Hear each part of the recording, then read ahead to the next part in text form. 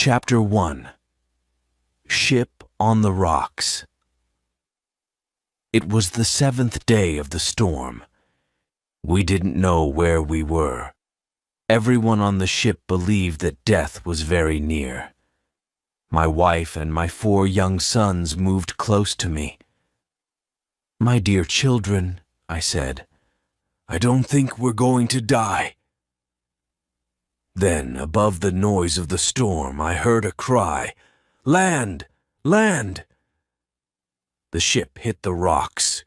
We heard someone shout, "There's no hope now! Let down the boats!" "No hope," cried the children. "Be brave, my boys," I said. "The land isn't far away. We'll save ourselves. We'll find a way. I'll see what we can do."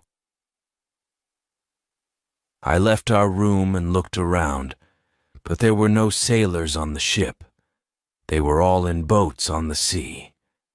We were alone. I returned to my family. "It's all right," I said.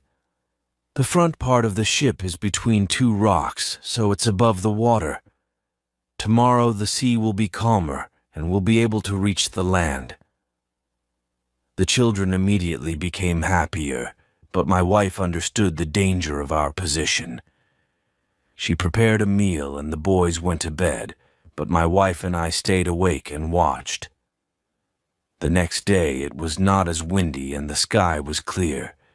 We could see that we were near land. "Now," I said, "let's go around the ship. Let's look for things that will help us reach the land.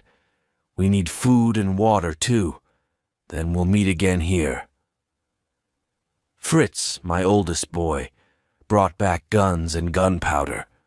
My second son, Ernest, found a box of tools, a lot of nails, a big knife, some small knives, and some other things. The box was very heavy, but Fritz helped him with it. When my third son, Jack, opened the door to one of the rooms, 2 big dogs jumped out at him. They were quite friendly, and he brought them with him. Then my wife came with Franz, our youngest son. "Good news," she said. "A donkey, 2 goats, a pig, 6 sheep, and some chickens are still alive." I said, "Those will all be useful, but not the dogs. They'll eat too much."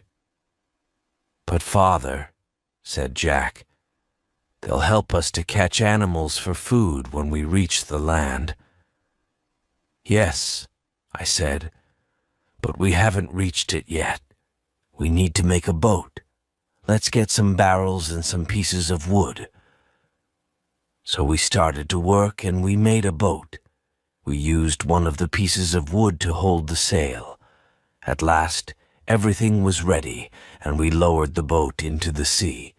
It was too late to leave the ship that night, so I tied one end of a long rope to our boat and the other end to the ship. Then we had a meal and went to bed. Chapter 2. The Island. We all woke up early the next morning. I called the children together and said, "First, we must feed the animals. I hope we'll be able to come back for them later. Then let's take everything that will be useful to us." We took guns and gunpowder and bags of food. We took some cooking pots, the tools, nails and knives. We brought sailcloth to make a tent. The chickens seemed sad, so we brought them too. "The dogs," I said, "can swim behind the boat." At the last minute, my wife came carrying a big bag. I didn't ask her what was in it. At first, the boat turned round and round, but after a time, I learned to sail it. "Look!" cried Fritz as we came nearer the land. "Those are coconuts. We'll have coconuts to eat." The dogs were swimming towards calmer water. "They know the best place to land," I said. I'll follow them. 3 of the boys jumped onto the beach. Then they helped Franz to follow them. We took everything out of the boat and freed the chickens. Then I cut some wood from the trees, put it in the ground, and made a tent from the sailcloth. Now, I said to the children, go and bring some dry grass for our beds. While they were doing this, I found some big stones for a fireplace. I soon made a good fire using dry wood from the beach. My wife got a pot of water from the river and put it on the fire. Then, helped by little Franz, she began to cook a meal. Fritz took a gun to the other side of the river. Ernest went to the right along the beach, and Jack went to the left. Suddenly I heard Jack shouting. I took a gun and ran to help him. I found him standing in water up to his knees. "Come here, father," he shouted. "Come quickly. I've caught something really big." "All right," I said. "Bring it here." "I can't. It's caught me." I laughed. Then I hit the large shellfish with my gun and freed Jack. It was only holding on to his clothing, so he wasn't hurt. "Well, Jack," I said, "you've caught our first fresh food." Just then, Ernest came. "I found some things that are good to eat too, but I need help to get them." "What are they?" "They're shellfish too, but I can't get them off the rocks." "We'll take them later, after our meal." "The food's ready," said my wife, "but we should wait for Fritz." She looked at her pot. "How shall we eat it? We can't eat soup with a knife. We need spoons, but we haven't got any." "We can cut coconuts in half and use them." "We can, but we haven't got any coconuts," I said. "There are shells on the rocks," said Ernest. "We can use them if you help me." Fritz arrived, so the boys all went to get the shellfish. When they came back, Jack tried to open one with a knife. "I can't do it," he said. "I can't open it." "Put them near the hot fire," I said, "and they'll open without your help." So we sat down to our meal. We ate the shellfish first, and then we used the shells as spoons for the soup. "But we haven't got any plates," said my wife. "I've got a plate," said Ernest, showing her a very big shell. "I found it on the beach. There are lots of these shells near the place where I found this one." "Then why?" I asked. "Didn't you bring plates for all of us?" The sun was going down when we finished our meal. Then my wife opened her bag from the ship and began to throw corn to the chickens. I stopped her. "I'm very glad that you've brought this, but we mustn't give it to the chickens. We must plant it. Then when it grows, we can make bread. The chickens can have other food." It was time for everyone to go to bed. We took our guns with us into the tent. Chapter 3. The Baby Monkey. We woke up very early the next day. "First," I said, "we must see if any of the sailors from the ship have reached land." "We don't all need to go," said my wife. "You take Fritz. I'll stay here with the other boys." "Yes," I answered. "I'll take Turk with us, and Flora can stay with you." Those were the names of our dogs. My wife gave us bags of food to take with us. We walked along the beach, looking in the sand for signs of other people, but we didn't find any. Fritz had a gun with him. "Shall I use the gun?" he asked. "If they're near, they'll hear it." "No," I said. If there are wild men on the island, they will hear it too. We don't want them to know we're here." We turned away from the beach and walked for about a mile. We came to a little wood. At every step we saw a new and beautiful plant.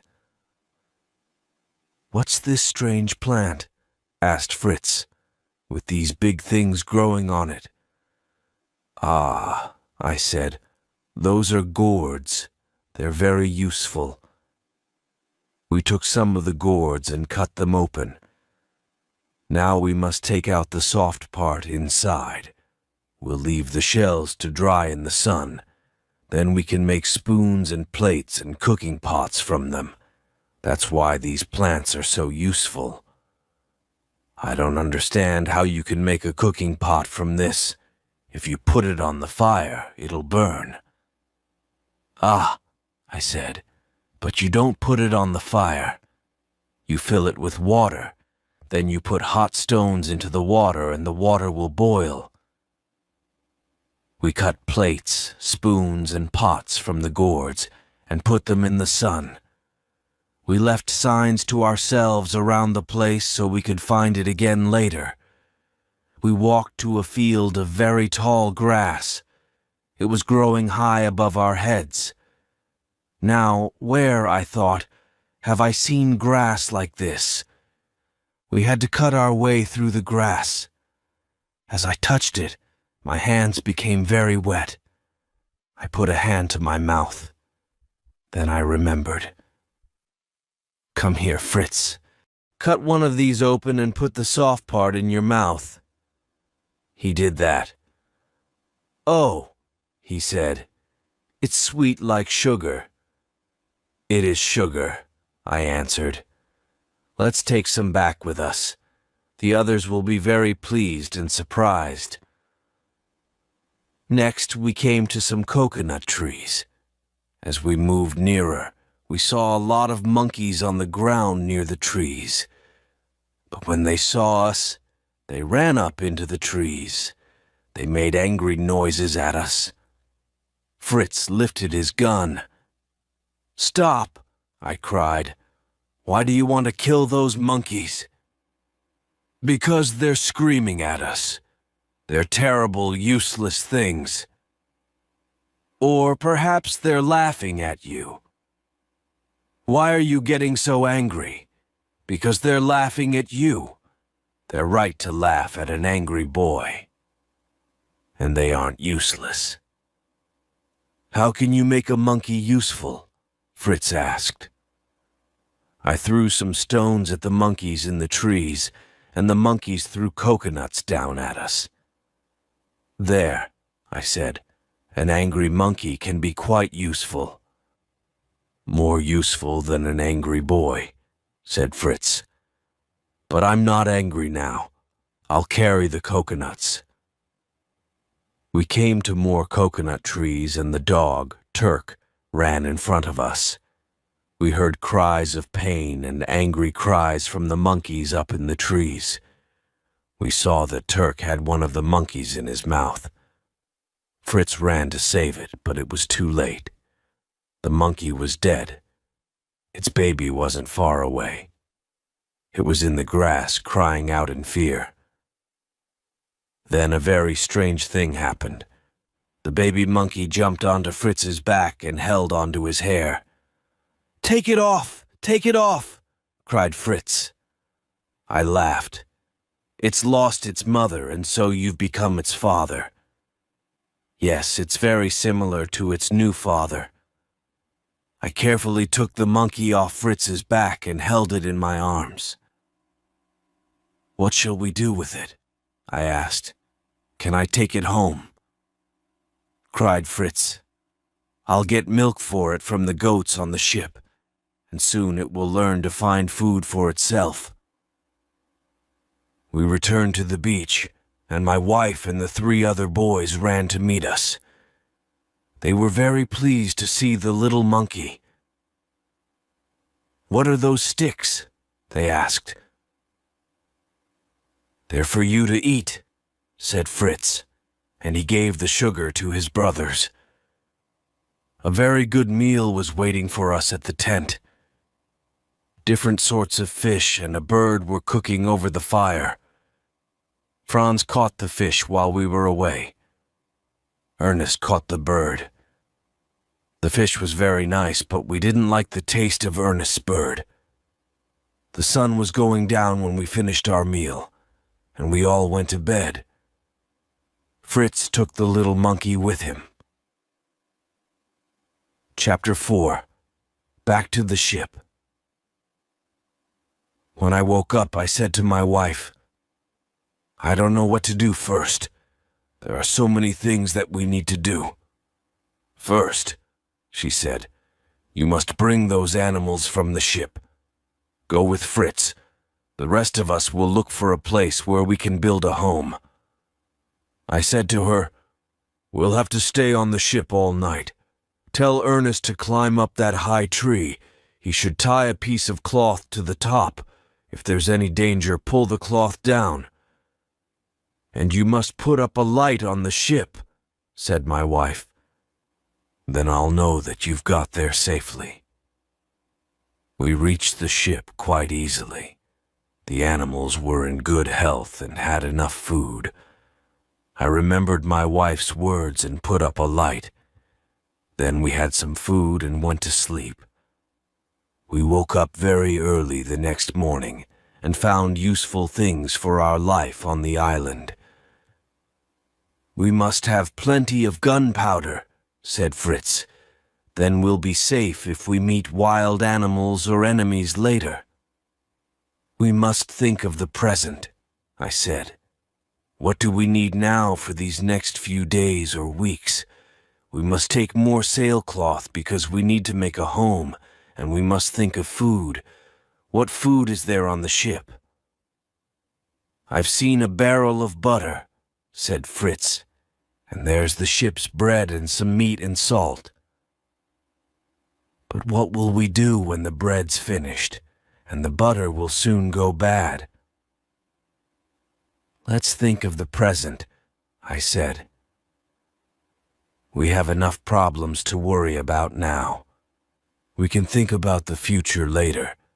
Perhaps a ship will come and take us away." But I was wrong. It's always a good idea to prepare for the future. We didn't know that at the time, so we made some silly mistakes. We didn't take back things that we needed later. It was a slow job getting all these things together, so we had to spend a second night on the ship. We woke up late the next morning. "Now, Fritz," I said as we sat at breakfast, "how can we take these animals to the land?" "We can't put them in the boat," he said. "They're too heavy." "Can we make another boat?" "No, the animals are too big. What can we do? The pig can swim, but the goats and the donkey can't swim so far." "No," I said. "We can't make a boat that's big enough. There are a lot of barrels on the ship, enough for a bigger boat, but we haven't got time to make one." "Barrels!" cried Fritz. "Let's make a boat for each animal. Let's tie barrels to the animals. The barrels will hold them up above the water when we pull them behind the boat." "That's possible," I said. "Let's try first with one animal and see." We tied a barrel to each side of a sheep and put it into the sea. It went down and down, then finally I saw its head above the water and it began to swim. When it was tired, it stopped swimming. It stayed there, held up by the barrels.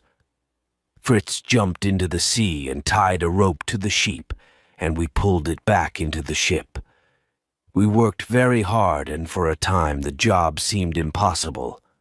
The pig and the donkey were the most difficult. "Perhaps we should leave them," said Fritz. "We need the goats more than the other animals." We tied barrels to the goats, and then tried again with the pig and the donkey. The donkey seemed to understand, But the pig gave us a lot of trouble. "The pig's very fat," said Fritz, "and pigs are good swimmers. Perhaps its fat will keep it up in the water." So we didn't tie barrels to the pig. At last we got all the animals into the water. Then we climbed into the boat and put up the sail. There was a strong wind, and we soon reached the land. I cut the barrels from the animals, and they came up onto the beach. They were glad to be on land again. My wife and the boys came running. My wife was surprised to see all the animals, even the pig, safe on the land. "How did you think of using the barrels?" she asked. "I didn't think of it," I answered. "This was Fritz's plan, not mine."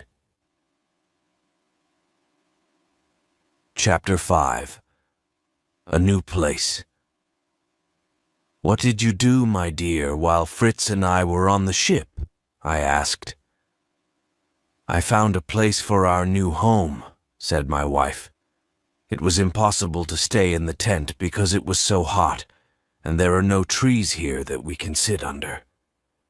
So Ernest and Jack took their guns, and we took enough food with us for the day.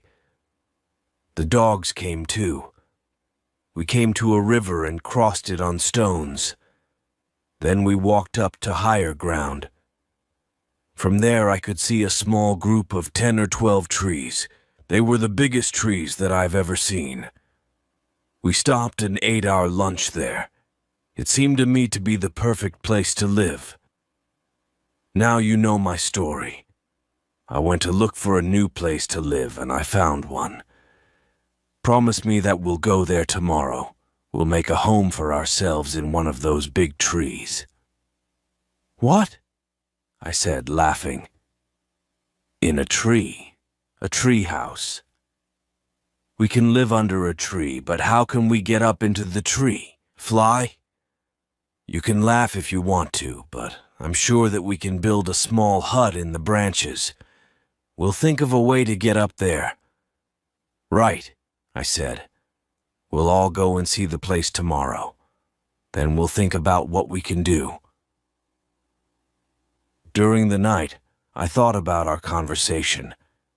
Then, as we sat at breakfast the next day, I said, "Yes, we'll move to the place that you saw on the other side of the river." I turned to the boys and said, "Now, what's the first thing that we must do?" "I know," said Jack. "We must move the tent there, and then take all our things and the animals. What do you think, Fritz?" "The place is on the other side of the river." Mother, Ernest, Jack, and Franz went across on stones. But the donkey and pig can't cross on those stones, and we can't carry our things across the water. We must build a bridge. That's the first thing, isn't it?" "No," said Ernest. "First, we must go out to the ship and bring back wood for the bridge." "We don't have to do that," said Jack. "There was a lot of wood on the beach where that shellfish caught me. It's come from other ships, and there will be more there now." "Good boy," I said. "Let's see what we can find." Jack was right. We found plenty of wood. We tied together the big pieces which were useful to us. We pulled them to the mouth of the river. Then we got the donkey, and with its help, we pulled the pieces of wood up the river. Finally, they were at the place where we wanted to build our bridge. It wasn't easy, but we put 3 long pieces across the river. Then we nailed more wood across them. It was very hard work, and we all slept well that night. The next morning we got up early and began preparing for our journey. We put our pots, food, and smaller things into bags and hung them on each side of the donkey.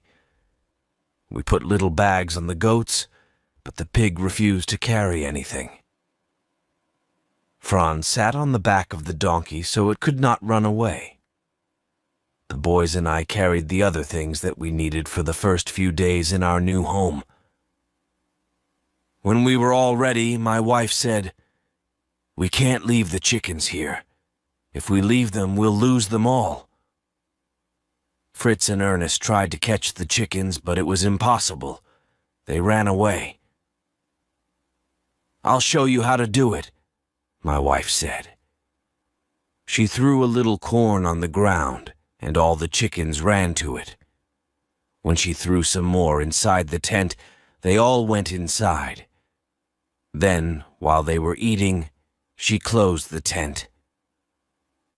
"Now, Jack, you go into the tent, catch the birds, and pass them out to us. We'll tie their legs and put them in 2 barrels on the donkey's back." At last, we were ready to start. We put our other things inside the tent and closed it carefully. Fritz and my wife went in front. Next came the donkey with Franz on its back, then Jack with the goats. The monkey rode on the goat that gave him his milk. After him came Ernest and the sheep, and I came last. The dogs helped us to keep all the animals in line. The pig did not want to come with us, so we left it behind. But when it saw us leaving, it came running after us. When we reached the bridge, it was there too. We crossed the bridge very carefully. I was worried about the weight of the donkey, so I went first. The bridge was all right, so the donkey went next. Then the rest followed, but not the pig. Oh no, the pig refused to go on the bridge. We tried everything but without success. Then, when we were all on the other side, the pig swam across. It followed us, so we reached the place where we wanted to make our new home. "These are wonderful trees," said Fritz. "They're so tall." "Yes," I said. "I didn't think they were as big as this. This is an excellent place. If we can make a house in one of these trees, we'll be safe from wild animals." We tied up the animals so they couldn't escape, but not the pig. The pig lay down and slept. We freed the chickens, and my wife started a fire and cooked a meal for us. Chapter 6. The Rope Ladder. After the meal, I said, "We must sleep on the ground tonight. I can't see how we can get up into a tree this evening." Then I went to the beach with Fritz and Ernest. We looked for the things that we needed for a ladder. The beach was covered with pieces of wood of all sizes, carried there from ships by the sea. "It'll be difficult to make a ladder out of these pieces of wood," said Fritz, "and it'll be very heavy." "Look at those tall, thick plants there," cried Ernest. "They're what we need. Bamboo." I cut some bamboo into pieces about 6 feet long. Then I tied them together so I could carry them. Then I cut some straight sticks. "I can make a bow with this bamboo," I said, "and arrows from these sticks." We went back to the biggest tree carrying the bamboo. We put it on the ground. "That branch is about 30 feet high," I said. "We've got more than 60 feet of thick rope and a lot of thin rope. Now we'll put 2 long pieces of rope on the ground, and we'll cut pieces of bamboo 1.5 feet long. Fritz, you cut the pieces. Ernest will help me with the rope." So we began to work. "Now," I said, "we must tie pieces of bamboo across the ropes to make steps. Then we'll have a rope ladder." We worked very hard, and after a few hours a ladder was ready. Then I made a bow from another piece of bamboo. "Ernest," I said, "make arrows from these sticks. Put a big nail in one end." "Oh," cried Jack, "a bow and arrows. What are you going to do with them? I want to play with them. I'm not making a toy, Jack. I'm going to shoot with this. But soon you'll all have bows and arrows because we must be careful with our gunpowder. When we've used this gunpowder, we won't be able to get any more. And if there are dangerous men on the island, we'll need our gunpowder. When the bow and arrows were ready, I tied a long piece of thin rope to an arrow and shot the arrow up over the branch. It came down on the other side, carrying the thin rope with it. "Ah," said Ernest. He always understood things quickly. "You'll tie the rope ladder to this thin rope and pull it up onto the branch. Then you'll hold it there while someone ties it to the branch." "Yes," I said. "You climb up there. You're smaller than Fritz, and I don't think Jack can tie the ladder well enough." Soon the ladder was tied to the branch. "That's a good day's work," I said. "Now we must tie up the animals and we'll sleep at the foot of the tree. Tomorrow we'll begin to build our tree house." "Look," said Jack. "The chickens are on our rope ladder." I looked. Each chicken was sitting on a step. They were already very comfortable. I lit a big fire to keep away dangerous animals. Then I decided to stay awake and watch. Chapter 7. The Treehouse. I was worried at first. I didn't feel that we were in a very safe place. I heard a strange sound. No, it was only the movement of the trees. The fire was getting low. What were those shadows? Was that a wild animal moving nearer, nearer? I got up and put more wood on the fire. At last, I felt safer and went to sleep. It was light when I woke up. All the others were already awake. We had breakfast and then we started work again. My wife milked the goats. Then she went down to the beach with Ernest, Jack, Franz, and the donkey to get wood for the treehouse. Fritz and I climbed up the ladder into the tree and planned our new home. "These branches," I said, "are thick and close together, and they come straight out from the tree. The floor of the house can be here, and the tree will be one of the walls." Fritz looked up and said, "Those higher branches will hold up the roof." "But what sort of roof?" "We'll put a sail over the branches and bring it down to the floor on two sides." That, as you will hear later, was a great mistake. I was very stupid, but at the time, Fritz and I were very pleased with our simple plans. "This fourth side," I said, "will be open. We can look out from there. Perhaps we'll make a place where we can sit outside in the daytime." "It will be a beautiful house," said Fritz. Then my wife and Ernest arrived. The donkey was pulling a lot of wood behind it. More wood was tied on its back, and Franz was sitting on top of that. They left the wood and went back for more. "How shall we get it up here?" said Fritz. "Shall I carry it up the ladder?" "No, we must pull it up. Now where did I see? Yes, I remember. It was in Ernest's box of tools." Fritz found the little wheel. We tied it to a branch and pulled up the pieces of wood. Then I started to make the floor. When evening came, the floor was finished. We hung our sailcloth over the higher branches and nailed it down to the floor on two sides. On the fourth side, we could see across the country around us, and plenty of air could come into the house. "There," I said. "Our house is finished." Then I saw that there were more pieces of wood. "We'll make a table and some chairs from these tomorrow. Tonight we'll sleep in our new house." The 3 older boys quickly went up the ladder, carrying everything for their beds. My wife was afraid of the ladder, but she reached the top safely. Then I took Franz on my back.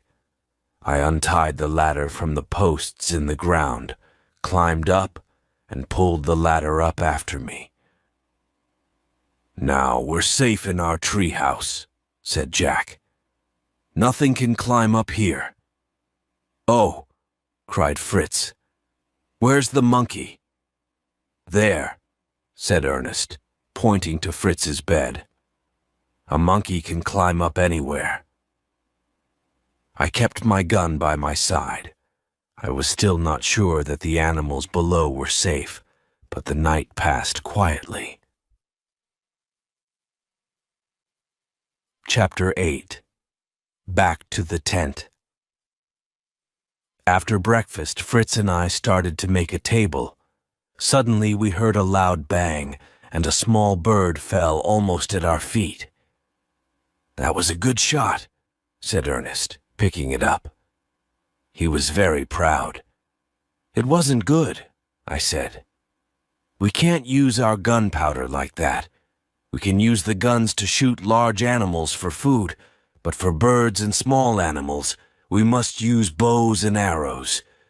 Look at the bow and arrow that I've made, Ernest. Try to make better ones and learn to use them." When midday came, we put some barrels around the new table. We were ready to eat our first meal at it. "Where are Ernest and Jack?" asked my wife. "Let's start. If they come late, they won't have any lunch." "Maybe something has happened to them," said my wife. "I can't eat if they're not here."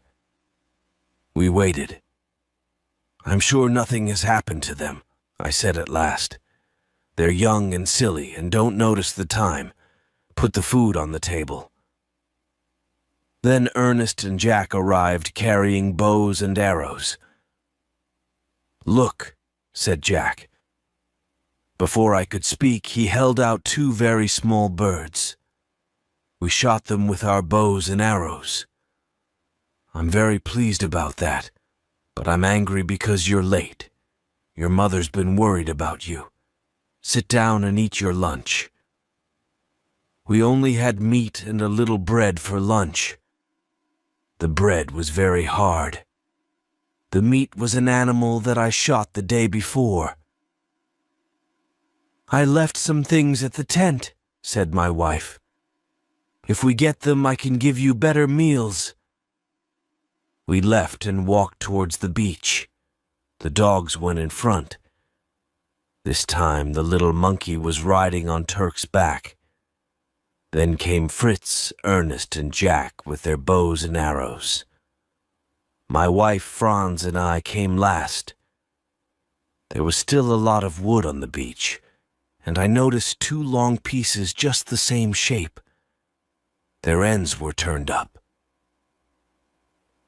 "Now where?" I thought. "Have I seen pieces of wood shaped like that?" I remember. In Switzerland, of course. We reached the tent and found everything in the same place as before. Everyone looked for the things that they wanted. Fritz got some gunpowder while I found the butter.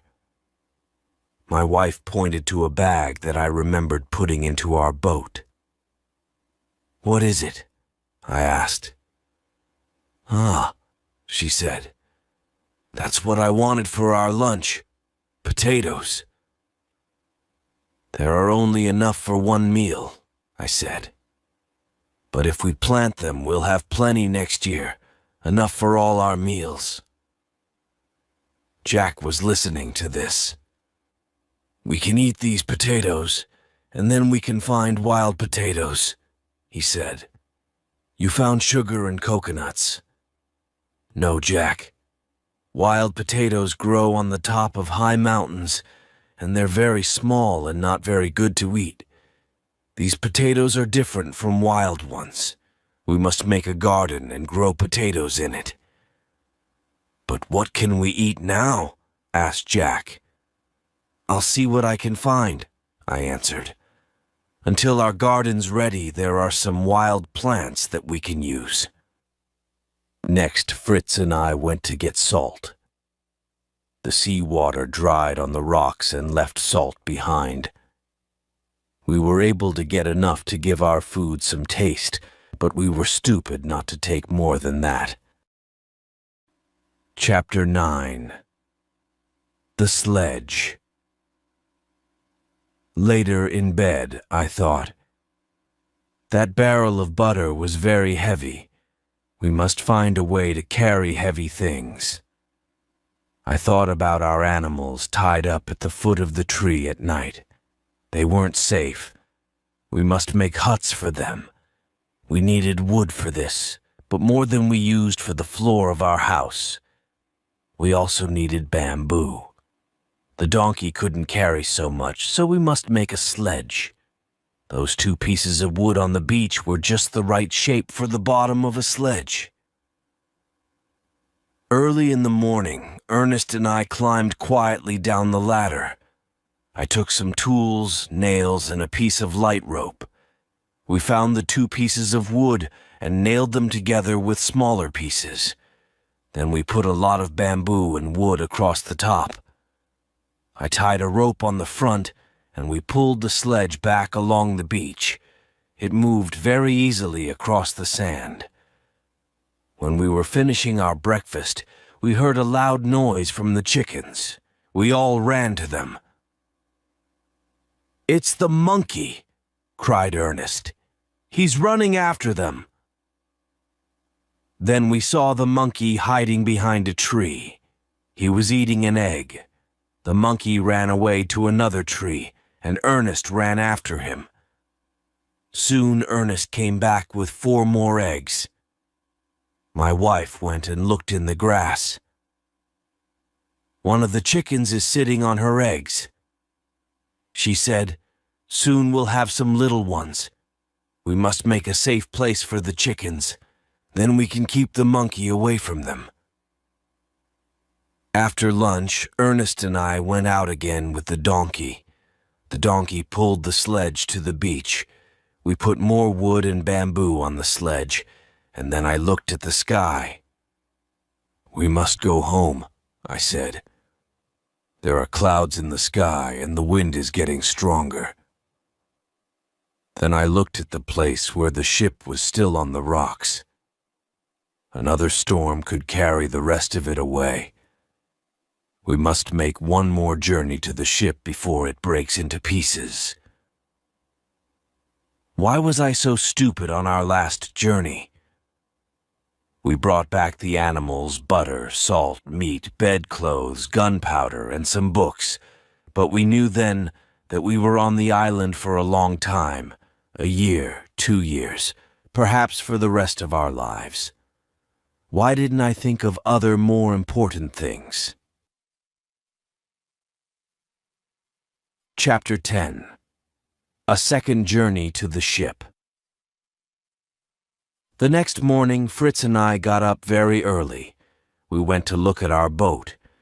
It was in good condition, but it didn't have a sail. That was now the treehouse roof. "I think," said Fritz, "that we can use long, flat pieces of wood as paddles." "Yes," I said, "but we must get another sail from the ship. The boat will be very heavy with everything in it. There's still a strong wind. We'll run back home and tell the others we'll go now and then spend the night on the ship." We went quickly and told them our plans. My wife said, "We'll meet you with the sledge when you come back. Be careful." We reached the ship without great problems. "Now, Fritz, what do we really need?"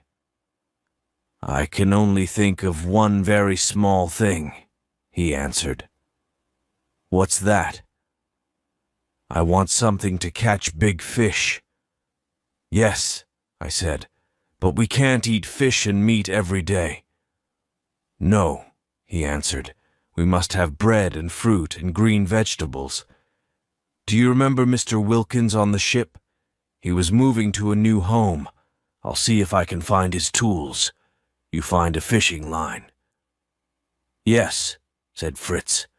"I remember watching one of the officers when he was fishing over the side of the boat. I know which room was his. I'll look there."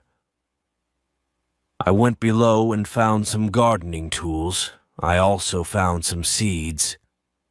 "That's lucky," I thought. "Now we'll have lots of different vegetables to eat." Fritz came back with his arms full. "I remember," I said to Fritz, "that Mr. Wilkins was bringing a light plow with him. Shall I take the plow to the island?" "What will pull it?" asked Fritz. "I don't think the donkey can pull a plow." "No," I answered. "No, you're right, but it isn't very big. We'll take it. Perhaps we can use it." We slept on the ship that night. The next day was windier and the sky looked stormy. We put a good sail on our boat and started back towards the land. "Perhaps," said Fritz, "we can catch a fish on the way back to the land." He put a fishing line over the side and pulled it through the water. Suddenly we felt something on the line. It was very strong and pulled the boat back towards the open sea.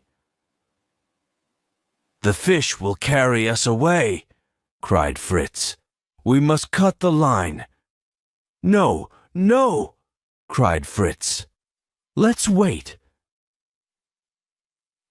Just then, the wind began, and it pushed the boat towards the land. It became stronger and stronger, and we moved faster and faster through the water. The boat was thrown up onto the beach and broke into pieces. My wife and the boys were waiting for us. We quickly took our things off the boat and put them on the sledge. "There, that's all," I said. "No," answered Fritz. "Let's see if the fish is still with us." He went into the water. "Yes, it's still here. It's dead." So we carried the big fish onto the beach and put it on the sledge. "This will give us food for days," I said. "If it doesn't go bad, we must put it in salt." "But now," said Ernest, "we haven't got a boat. What should we do?" "We'll take the barrels that we used for the boat," I said. "They'll be very useful for food and other things. Ernest, you walk along the beach. I think the sea threw one of the ship's boats out of the water." There I was right. There was a boat. It was badly broken, but we were able to mend it. We had some of the fish for supper, and it tasted very nice. Then my wife kept some for our meals the next day and put the rest into a barrel with salt. After our meal, we sat around the fire. We talked about the things that we had to do in the next few days. "You must make a hut for the tools and other large things," said my wife. "You can't carry those tools up and down into our house." "Yes," I said. "And we must also make some huts for the animals." "We won't need many huts," said Ernest. "Oh," I said, "let's see. I think we'll have more animals soon." And I was right. "We must make a garden too," I said. "A big garden," said Fritz. "What have we got? Plants and seeds from the ship and potatoes, and perhaps we can find other plants on the island that we can grow in our garden." "Yes," I said, "but we must build a wall around the garden. We don't want the animals to eat the plants. We'll use bamboo." "Oh, that's a lot of work," said Ernest. Ernest was lazy and didn't like work. "There's one thing that you haven't told me," said my wife. "You've told me what we'll be able to eat next year, but what are we going to eat now?" "Ah," I said, "we haven't got any potatoes, but there are wild plants. I'm sure that there are sweet potatoes on this island." The next morning we all went out and looked for sweet potatoes.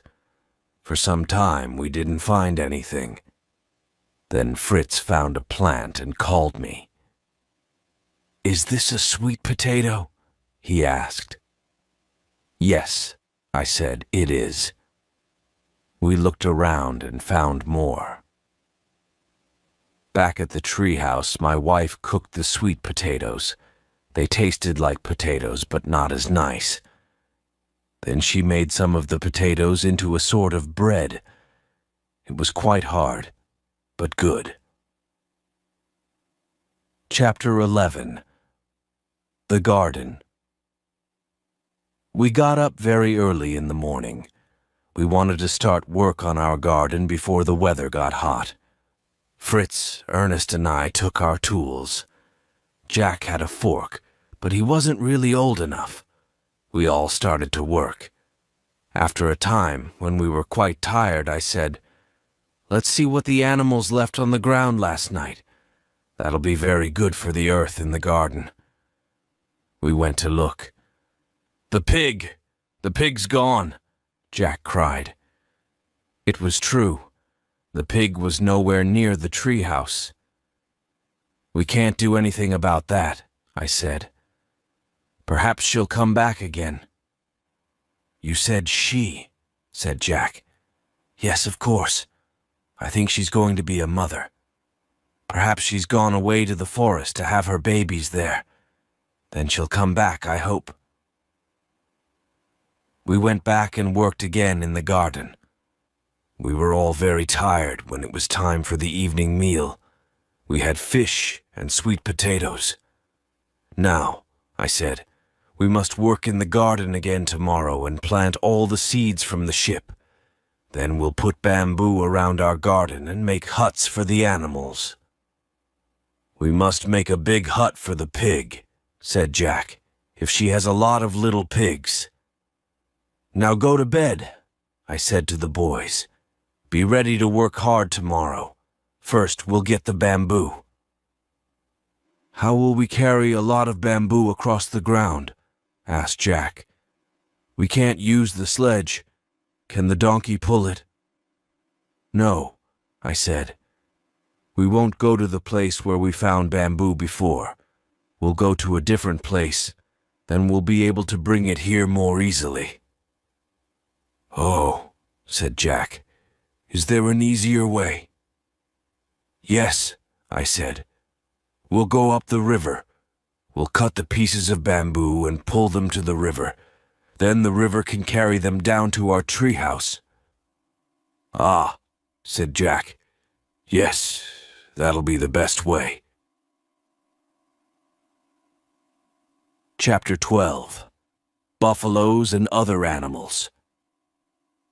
We left the next morning to get bamboo for our garden and for animal huts.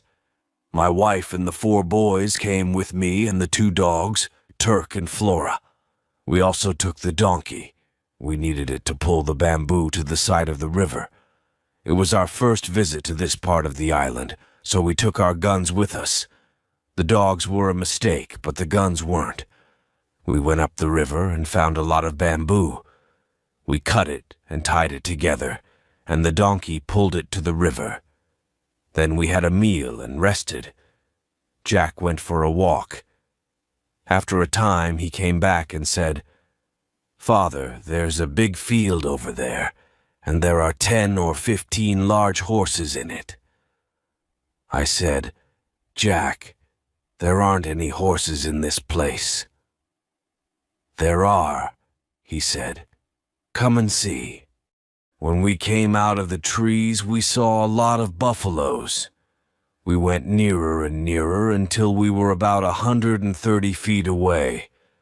The buffaloes stood and looked at us with their big round eyes. They didn't seem to be angry or afraid. I could see 2 young buffaloes. Then Turk and Flora began to jump up and down, making a lot of noise. The buffaloes became angry and they came towards us. We were in great danger, but Fritz and I both used our guns. One of the buffaloes fell dead and the others turned and ran away. We were lucky to escape so easily. I said to Fritz and Ernest, "Come and catch those 2 young buffaloes. The dogs have pushed them into the trees. We must take them with us." We put ropes around their necks, and they came with us without any trouble. We hurried away as fast as we could. "Now," I said, "we'll leave the bamboo until tomorrow, but the young buffaloes will be very useful. We'll give them milk from the goat." The goat gave the young buffaloes her milk. "But," said Jack, "there won't be much milk for us." "No," I said, "but soon we'll have as much milk as we need." "You seem very pleased about the young buffaloes," said Ernest. "Yes, I am," I answered, "because now I can see an answer to 2 big problems." "Oh," said Ernest, "what problems?" "These," I answered. "When the goat doesn't give us any more milk, we won't have any. But these 2 young buffaloes will grow up, and they'll have babies, so we'll have more and more buffaloes and plenty of milk. Buffalo milk is very good. We can make butter from it, and perhaps cheese too." "And what was the other problem?" asked Fritz. "The other problem," I answered. "You remember the plow that we brought from the ship? I didn't know how we could pull it. A buffalo is very strong, and the buffaloes can pull the plow for us. So now we have a plow and we have milk." "Not yet," said Ernest. "No, not yet," I answered, "but next year. We mustn't think only of today. We must think of future years." The next day we went back and cut up the dead buffalo. We brought a lot of the meat back and put it into barrels with salt. Now, I thought, we'll have food in the winter.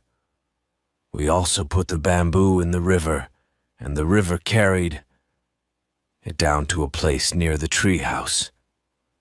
We pulled it to the treehouse and started to put it around our garden. Some days later, when the garden was finished, I said, "Now we must begin to make huts for the animals."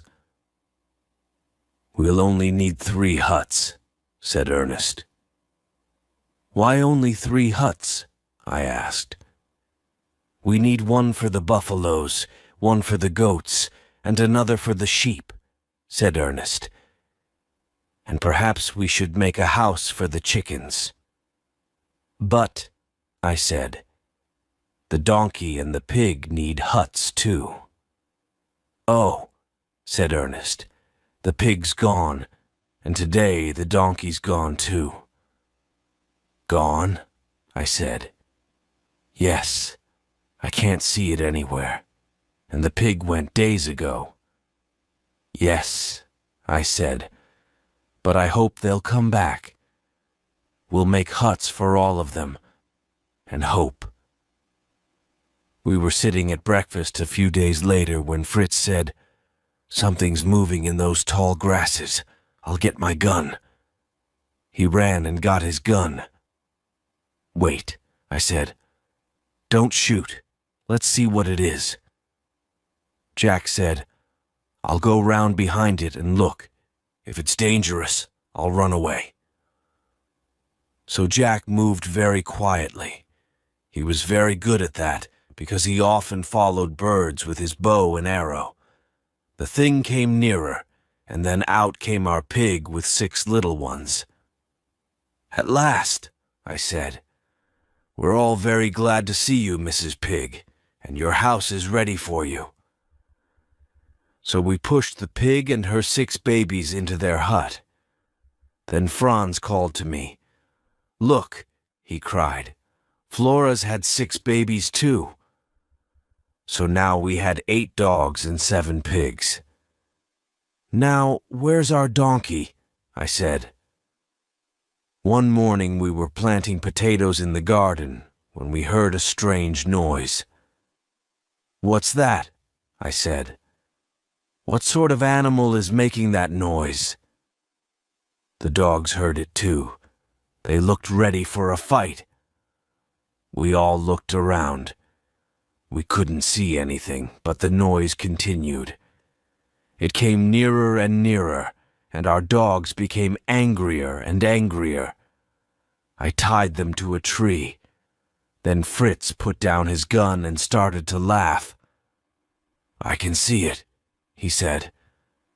"It's our donkey. He's come back."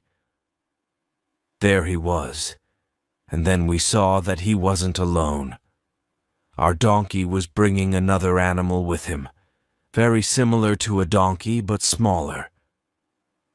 "That," I said to Jack and Ernest, "is probably a kind of wild donkey. Now don't make a sound. Fritz and I will try to catch her." Fritz moved towards our donkey, holding some salt in his hand. Our donkey loved salt.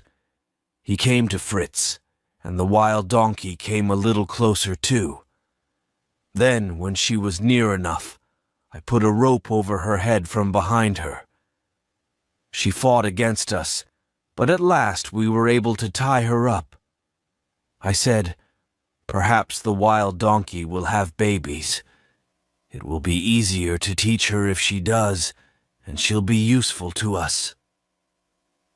And that is what happened in the end. The chickens were sitting on eggs, and soon we had 40 little ones. So now we had a lot of animals to feed. We had the donkey and the wild donkey, 2 buffaloes, the goats, the pigs, the dogs, the sheep, and the monkey. I said, "We must work very hard and get food for all these animals. The rainy season is coming." So we brought the tent from the beach and filled it with dry grass. We got sweet potatoes and coconuts and put them in a dry place at the foot of the tree. Chapter 13. Winter. There were dark clouds in the sky, and the sea was stormy. I looked out to sea and thought, "The sea has finally broken up our ship. There will be more wood on the beach, and this rough sea will come up to our boat on the beach." "Boys," I said, "we must pull our boat high up on the beach. We don't want the sea to carry it away, and we must turn it over so it doesn't fill with water." We went down to the beach and pulled the boat up high on the sand and turned it over. Then Ernest pointed and said, "What's that thing there? That square thing?" I looked and saw a big box. It was nearly covered with sand. We uncovered it and opened it, and it was full of a sailor's clothes. The clothes were very wet and salty from the seawater. "We can wash them in the river and dry them," I said. "They'll be too big for us," said Jack. "They're too big for Fritz or Ernest." "Yes," I said, "they'll be too big for you, but you'll be glad when your other clothes have got wet in the rain." Then I thought, now winter's coming. What do we need? Dry firewood for my wife to cook with under the treehouse. We didn't, of course, cook in the treehouse because of the wooden floor. So we found a lot of firewood and put it at the foot of the tree, under the tree house.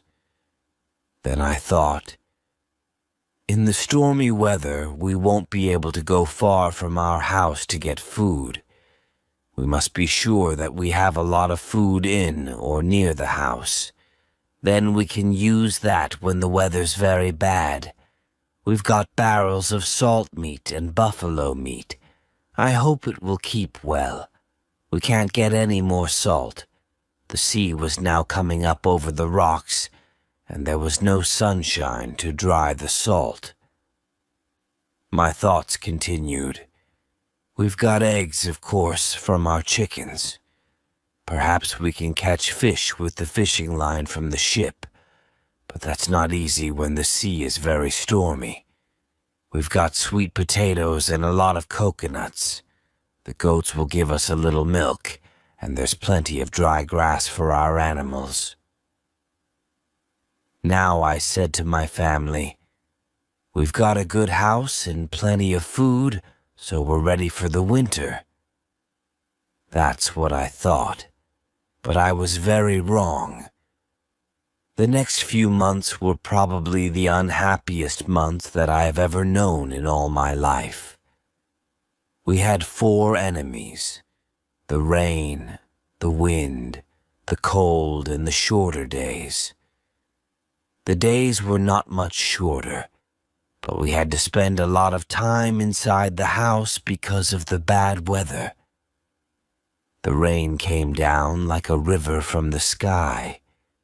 It rained nearly all day and all night. There were only a few days when it stopped. Most of the land was under water. The river was too big to cross, and our bridge was broken. Luckily, our garden was on higher ground, and our plants were beginning to come through. The wind was very strong. When we made our tree house, I didn't think about the wind. If a house is built on the ground with good walls and a low roof, the wind will pass over it. The house is safe, but when a house is built up in a tree, the wind goes up into it. The roof of our house was made of sailcloth. When it rained, there were deep pools of water on the roof. The water ran over the sides onto the floor. Then the strong wind pushed the sailcloth up, and a river of rain came down into the room. The days were not as hot as before, and the nights were the same, sometimes even cold. We sat all day in wet clothes, and we couldn't dry them. In the evenings, we didn't know how to keep warm. We put stones on the floor of our tree room and lit a fire on them, but soon the room was full of smoke, and we were afraid of a fire. We couldn't get the smoke out of the room. We couldn't make a hole in the roof because of the rain. When the sun went down, darkness came suddenly, but even in the daytime, the room was quite dark. We had no light. We burned small pieces of wood, giving a little light, but that wasn't enough. So at night, we sat around in our wet clothes, very cold in the darkness. There was nothing to do except sleep. We can't continue like this, I said. We must go down and live at the foot of the tree. We'll put a sailcloth over this floor. Then there will be 2 roofs, the roof in the tree and the roof on this floor. Then we'll be dry down there. We built 2 walls at the foot of the tree. The animals' huts made the 3rd wall, and the tree was the 4th wall. We made a hole in the floor of the upstairs room for the smoke from our fire. Now the rain couldn't come straight down onto the fire. We were more comfortable in this lower room, but the smell of the animals came in from the huts, and that was terrible. After a time, we began to have problems with our food. The buffalo meat went bad because there wasn't enough salt in the barrels. Oh, why didn't I think about that before? We needed a lot of salt to keep our food fresh through the bad months of the year.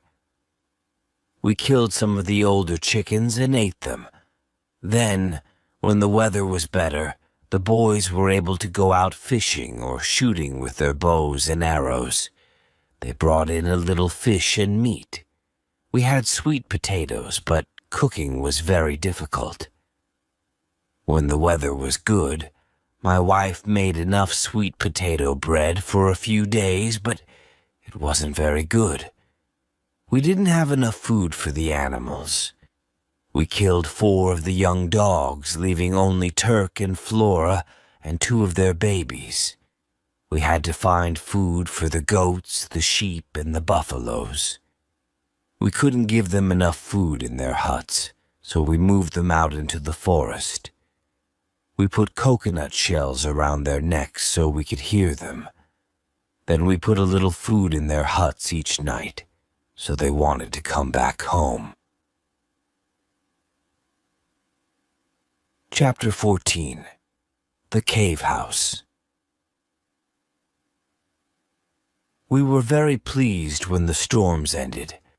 After those long weeks of rain, the sun shone again. We came out from our dark, smelly room and looked up at the bright sun. Around us, the grass was green, and flowers were coming through. In our garden, the plants were coming up very well, but the birds saw them too. So Jack guarded them with Flora's help and kept the birds away. We also put fishing lines across the plants to protect them from those little thieves. We hung up our clothes in the sunlight to dry them. Then we started work on the treehouse. In a few days, we were able to leave our room at the foot of the tree and go back to our bright and happy home. "I can't live through another winter like that," said my wife. "It will kill me. I'm sure that the first men, thousands of years ago, didn't live in trees like monkeys. They lived in caves, and we must find one too." I knew that she was right. I went out and walked along the coast and looked at the hills near the sea. Some came straight down to the beach. Those were possible places for caves. I walked a long way, but I couldn't see any big ones. I needed a large cave for my family. I went back and told my wife and the boys the caves weren't large enough for us. "So," said Fritz, "if the caves aren't big enough, we must make one bigger." "You can try," I said, "but the rock's very hard.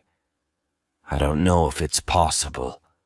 I'll take you to the best cave that I found above the beach.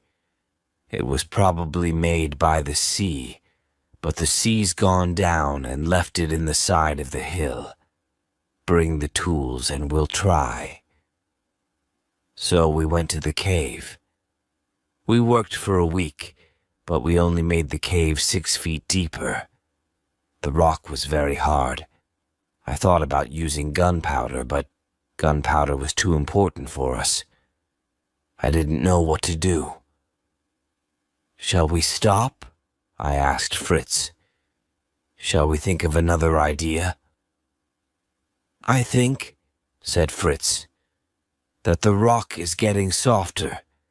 This piece here seems softer." Jack was the smallest, so he was working at the lowest part of the rock. One morning he cried out, "I've done it! I've done it!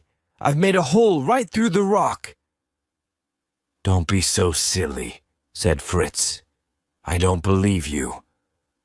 "But I have," said Jack. "I have." Fritz went to look.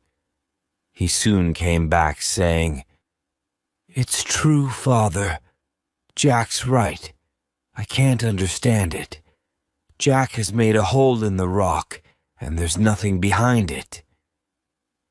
I was very surprised. I took a long piece of bamboo and put it through the hole. "Yes," I said, "there's nothing behind there." "Let's make the hole bigger," said Fritz. "Then one of us can go through." I said, "That's dangerous. If the hole's very deep, you'll fall. We must be very careful. Let's make the hole a little bigger. Then I can put my head in and look." So we made the hole bigger, and I put my head in. Suddenly I felt very ill. I moved away. "You mustn't go into the cave, boys, if it's a cave," I said. "The air's really bad and dangerous. I'm sure you can die in there. First, we must drive out the bad air." "How can we do that?" asked Fritz. "We must light a fire," I replied. So we put burning grass and sticks into the hole, but the fire went out immediately. "Perhaps," said Ernest, "if we light a fire just in front of the hole, the hot air will pull the cold air out of the cave." "Yes, that's possible," I said, "but I think that will be slow and perhaps dangerous. I think this time we should use some of our gunpowder." So I took some coconut shells, tied some rope around them, and filled them with gunpowder. Then I lit one and threw it quickly into the cave. There was a very loud noise, and the bad air came out with the smoke. I did the same with 2 more coconut shells, and then we tried to light a fire again. This time the fire burned. It didn't burn very well, but the smoke and hot air came out through the hole, and soon the fire was burning better. At last it began to burn brightly, as brightly inside the cave as in the open air. "Run to the treehouse," I said to Ernest. "Bring all the small pieces of wood that we've got. We can use them as light when we go into the cave." While he was gone, we made the mouth of the cave bigger. Then we could see the walls that were nearest the doorway. Jack looked in and said, "The walls are covered with beautiful stones in lots of different colors. It's wonderful." I looked into the cave. Jack was right. The walls were covered with things that looked like stones. "That's very strange," I said. "What are they?" Then Ernest came back from the treehouse bringing the wood. I went into the cave first. I wanted to be sure that the air was good. I looked at the stones. Some were lying on the floor because of the gunpowder. I took one and tasted it. "It's salt!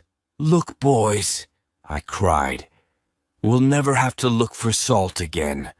Next winter we'll have plenty of salt, and we'll have meat through all the bad months." We looked around the cave. It was very big.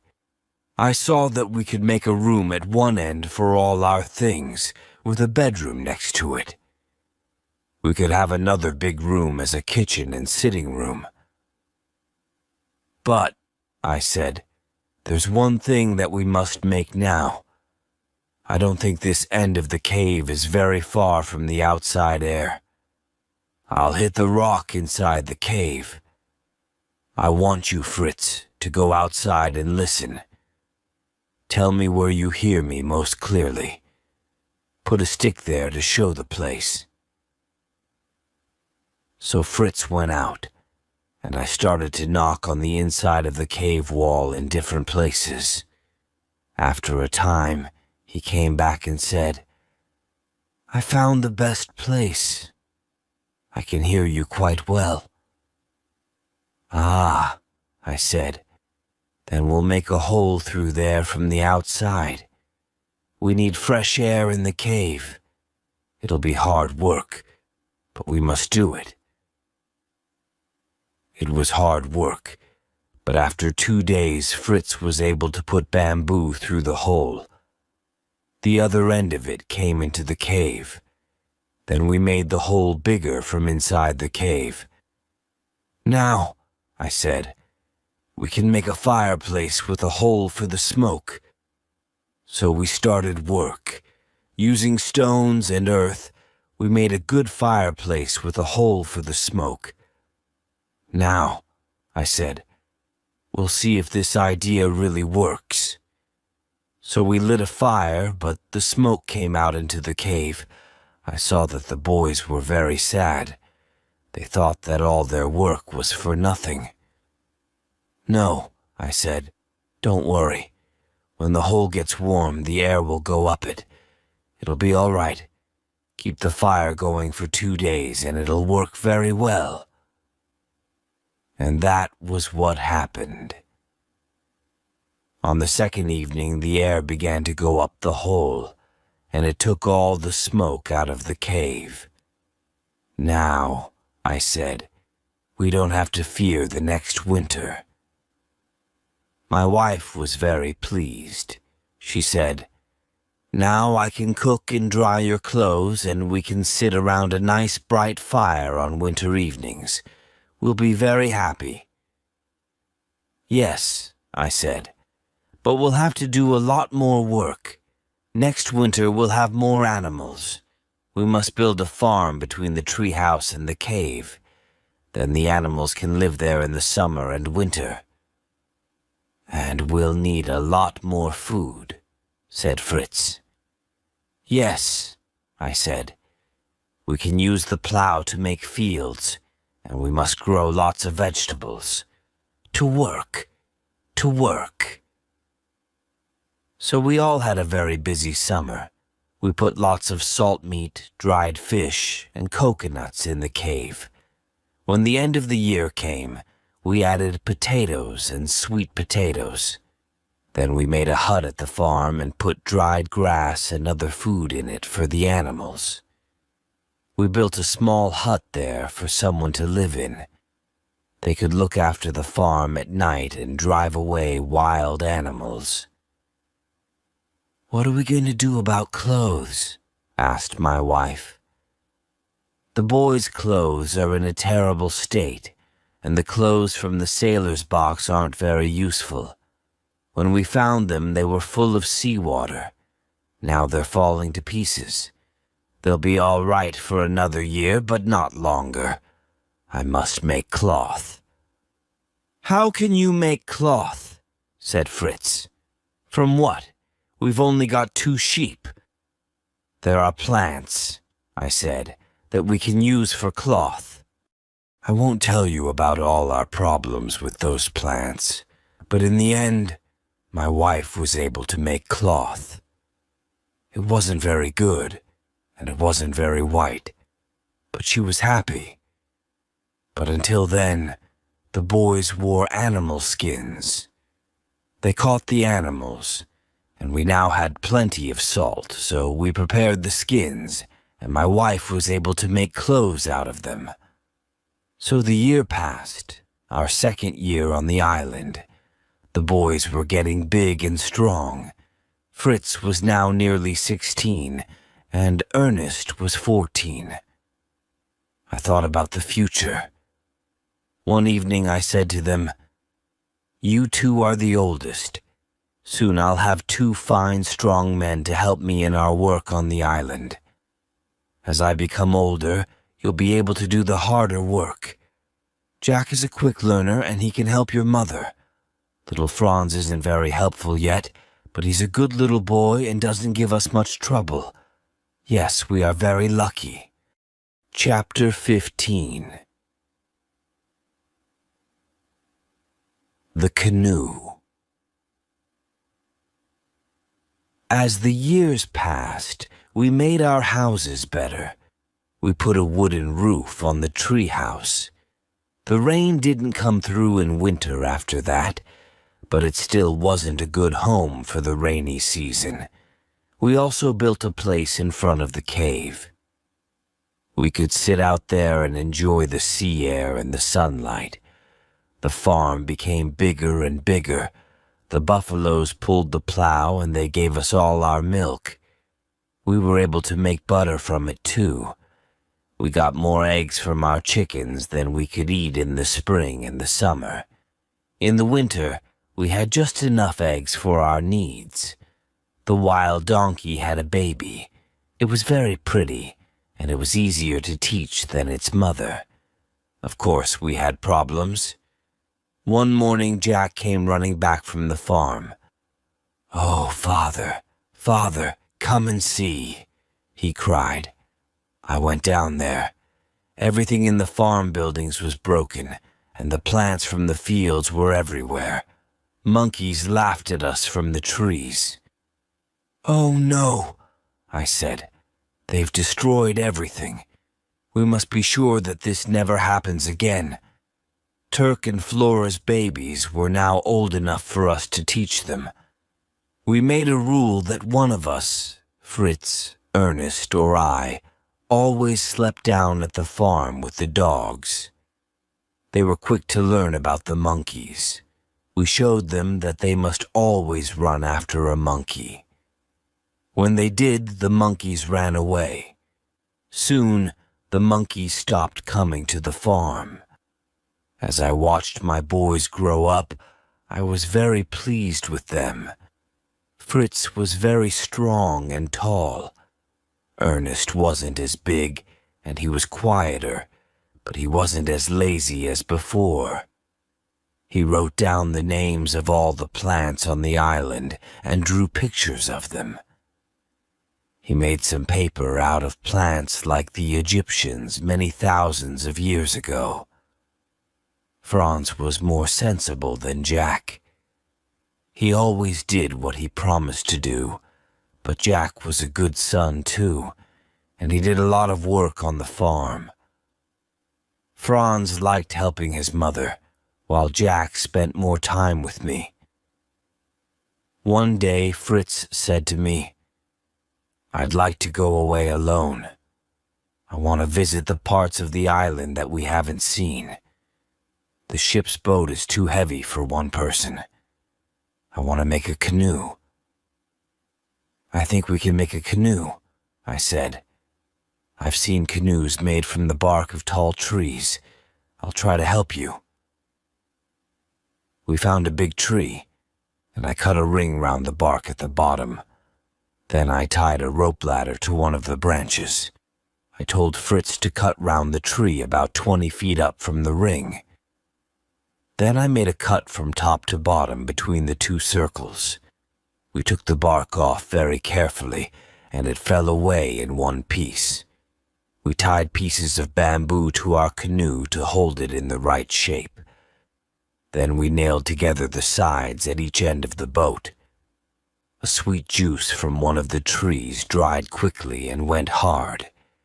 We used this to fill the holes. "I think," said Fritz, "that the water will come in over the front of the canoe and perhaps over the back. Perhaps we should cover those places. We can leave a place in the middle where I can sit." "Yes," I said, "you're right. We must put a light cover over it." We also found a long, flat piece of wood. Fritz could use that as a paddle to move the boat along. When the canoe was ready, we waited for a few days. Then it was dry, and we tried it in the water. At first, Fritz had problems in the canoe. It turned over, and he often fell out, but he practiced, and after a few days, he was able to travel safely even in rough sea. Chapter 16. Jenny one day, Fritz went away in his little canoe. He stayed away all day. In the evening, my wife became very worried. "I'm afraid that something has happened to him," she said. We couldn't do anything, so we went to bed, but we didn't sleep very much. The next day, we went up to the top of a hill, but we couldn't see him. Then Ernest pointed. "Look," he said, "is that him?" We looked. It was Fritz in his canoe. We all ran down to the water to meet him. "Oh, Fritz," cried his mother. "I thought you were dead." While he was having breakfast, Fritz told us his story. I've always wanted to know more about the west of the island, so I decided to look there. I took my gun and some gunpowder, a fishing line, and my knife.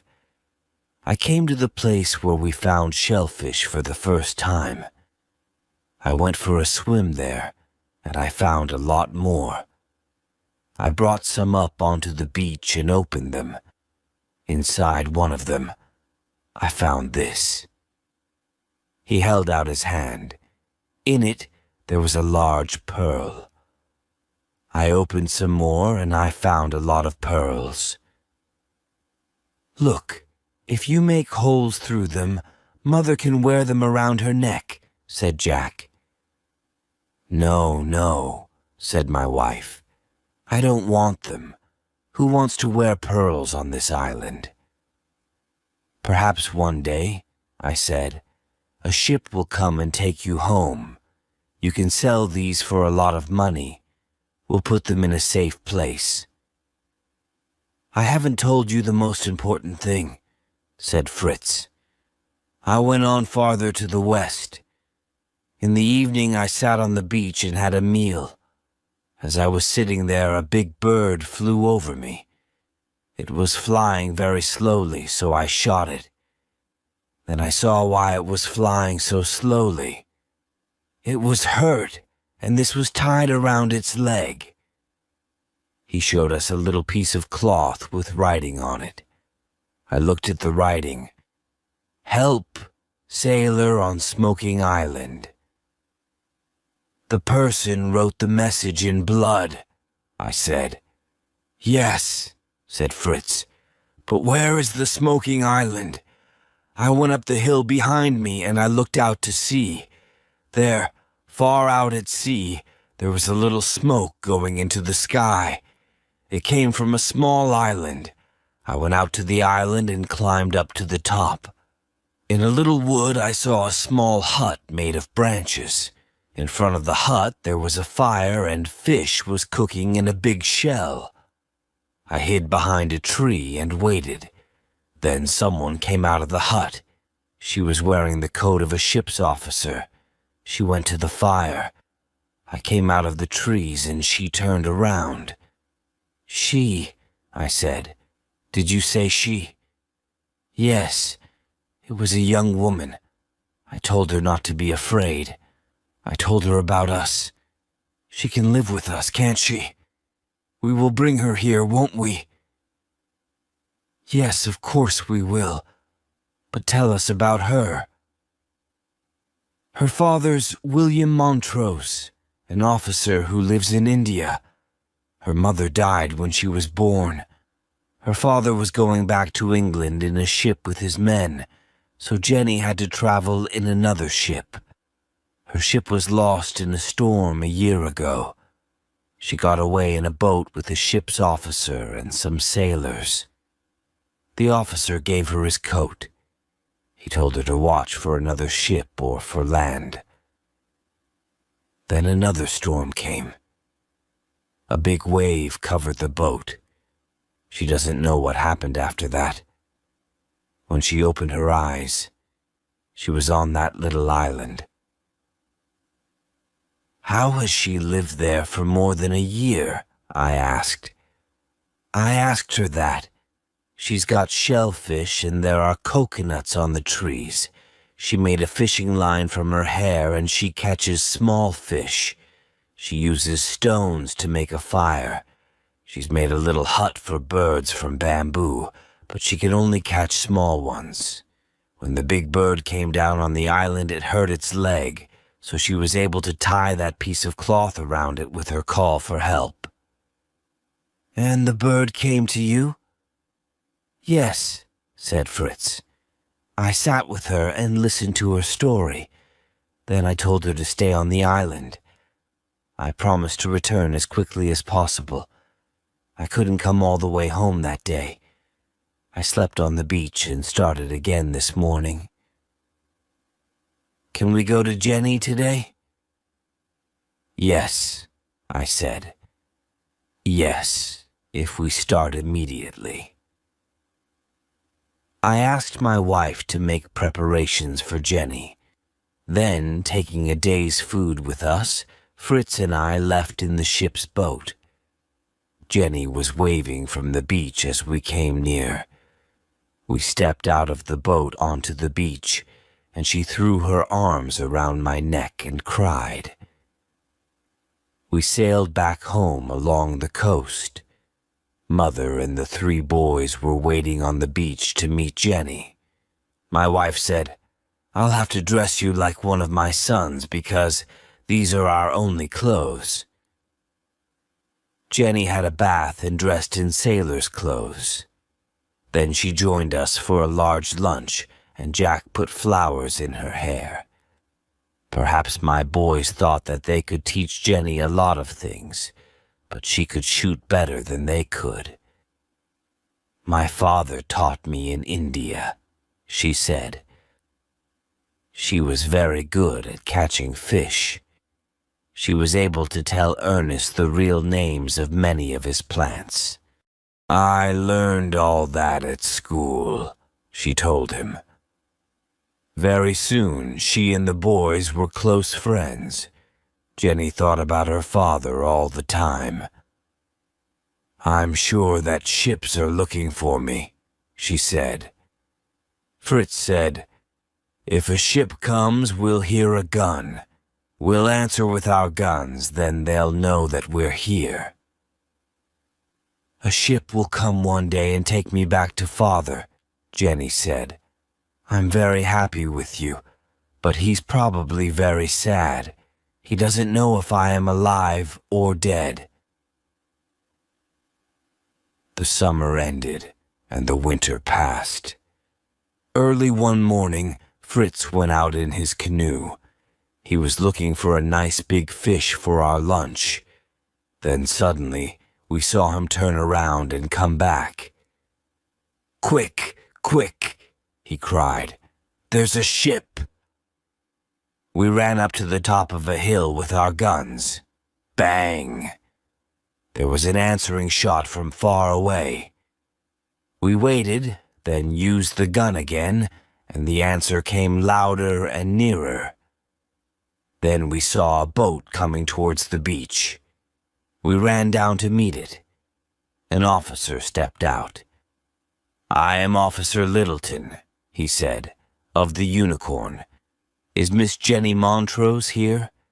Some of the sailors from her ship, the Dorcas, told me to try these islands because the ship was lost near here." "Yes," I said. "Miss Jenny Montrose is here and she's safe." He looked at me and my family and at Jenny in sailor's clothes. "But," he said, I told him my name. "And this is my wife, my sons Fritz, Ernest, Jack, Franz, and this," I said, "is Jenny, our Jenny." Chapter 17. The End. I am writing this chapter with a sad heart. The Unicorn's boat is waiting to take this story of our life here to England. There, perhaps it will become a book. Other people will learn about our beautiful island, and perhaps some will want to join us in this quiet, simple, happy life. I asked my children, "Do you want to go back to Europe, boys, or to stay here?" Ernest said, "I want to stay and learn more about the plants, but the officer must send me books." Jack and Franz were too small to go. I turned to Fritz. "And you, Fritz, do you want to go back to Europe?" He took Jenny's hand in his. "Yes," he said. "We want to go now, but we'll come back." Officer Littleton left us some things, and we gave him our pearls. "I'll send you more from Europe," he promised.